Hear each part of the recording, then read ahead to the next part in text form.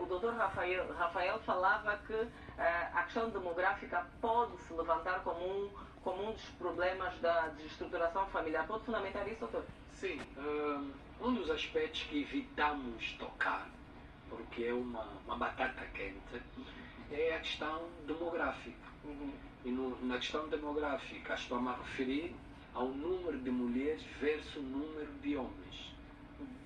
Isso faz com que o facto de haver menos homens e mais mulheres, e o facto de a imigração ocorrer, portanto, com mais homens, são mais homens que emigram, e o facto de haver desigualdade social na distribuição da riqueza que beneficia mais os homens do que as mulheres, isso tem reflexo no emprego, etc., faz com que muitas mulheres e muitas famílias estejam num dilema permanente, que é de, portanto, várias mulheres partilharem um homem. E a sociedade está estruturada do modo europeia, ocidental, quer no seio das famílias, quer nas igrejas, na escola, na sociedade, na comunicação social. Portanto, não se admite que uma mulher, ou 2, 3 mulheres, fiquem com um homem.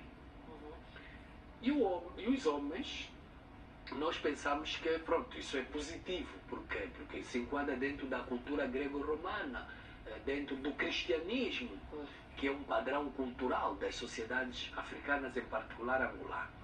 Mas há um aspecto que concorre para a desestruturação familiar, que é o seguinte: como não há nenhum mecanismo, não existem mecanismos objetivos que desencorajam que o homem vai fazendo vários filhos com várias mulheres, como não há mecanismos que responsabilizam e, em caso de não se responsabilizar, ser sancionado, inclusive até ir para a cadeia, em caso de ele não assumir as suas responsabilidades, como inclusive há bullying daqueles que assumem a responsabilidade, dos homens que assumem a responsabilidade, da bullying porque são polígamos, das mulheres que aceitam ao bullying porque são gatunas, são as outras.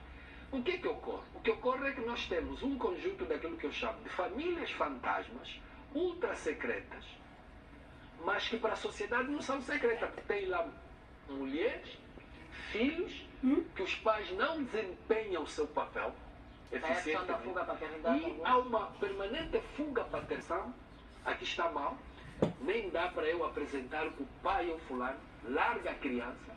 E esse aspecto concorre também para a desestruturação familiar, na medida em que não temos lares onde o pai e a mãe cooperam para desempenhar o papel da família com impacto positivo sobre os membros. O doutor acha que se a nossa sociedade assumisse a questão da poligamia, era um dos aspectos a resolver? Para mim, a sociedade tem que estipular regras claras no seguinte sentido. Ou não estás em condições de fazer filho fora, é o termo que se usa, de fazer filho fora, de assumir segunda mulher, terceira mulher, e não assuma. Se assumires, se praticares, a lei, as normas caem por cima de ti. Ou você assuma e assume de facto. Sim, porque para alguns de nós isso não é um fator cultural. A cultura aceita, mas o direito não aceita, né? Sim, aqui há uma conflitualidade entre o direito costumeiro e o direito positivo. Há uma conflitualidade entre o paradigma de pensamento africano e o paradigma de pensamento euro-ocidental. E esse conflito não tem merecido o debate, o tratamento, porque se enquadra dentro das crenças religiosas, crenças culturais, modo de estar, de ser, de high society, e portanto, ninguém tem coragem de trazer o debate ao de cima e trazer soluções reais. As soluções que trazemos são morais, natureza ético-moral. Não são que criados. não deve fazer isso, não deve fazer aquilo, mas faz. E as crianças estão ali, são crianças de rua, são crianças que estão na delinquência, são crianças que depois não conseguem estar no sistema de ensino, são crianças que não têm amparo psicoemocional dos pais. Mas nós, a solução que demos é de natureza ético-moral. Mas essa solução não está a resolver problemas. Porque as Porque famílias grande vão parte aumentando. das famílias nessa condição estão a aumentar. E então, as políticas públicas não podem continuar a fugir disso. As igrejas não podem continuar a adiar debater isso. Temos que, a sociedade tem que debater e encontrar solução para que, enquanto esse desequilíbrio haver, vai haver o censo, agora vamos lá ver qual é a disparidade que vai haver, não é? Se vai aumentar a No diferença.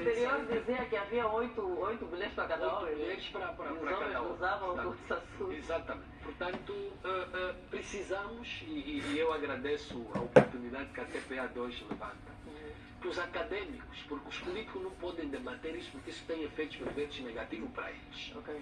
Os religiosos não podem debater isso porque isso traz efeitos perversos negativos para eles. Mas a academia Pode. tem que debater isso. Nesse aspecto, o bullying, a maneira como uma mulher que...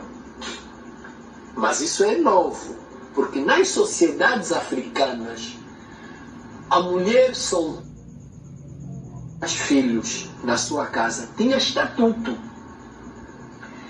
Era prestigiada, porque ela trazia para o seio familiar a riqueza humana.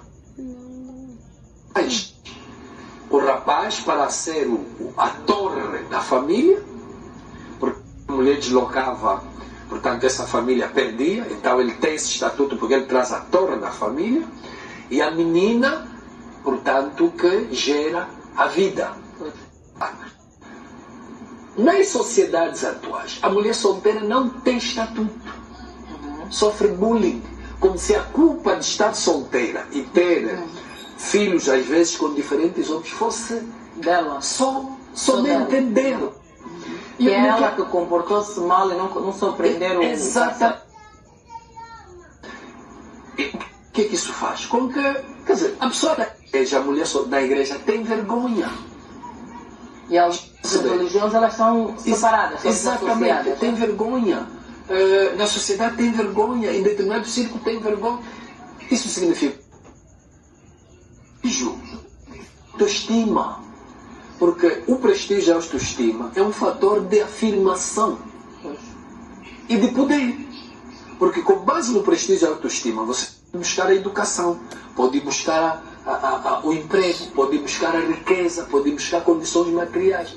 Então é preciso ter em conta, às vezes quando se debate pensa-se apenas na desigualdade do ponto de vista econômico, financeiro, é preciso ter em conta todos os poderes que concorrem para a afirmação da pessoa humana, para a dignidade da pessoa humana e para a estruturação familiar.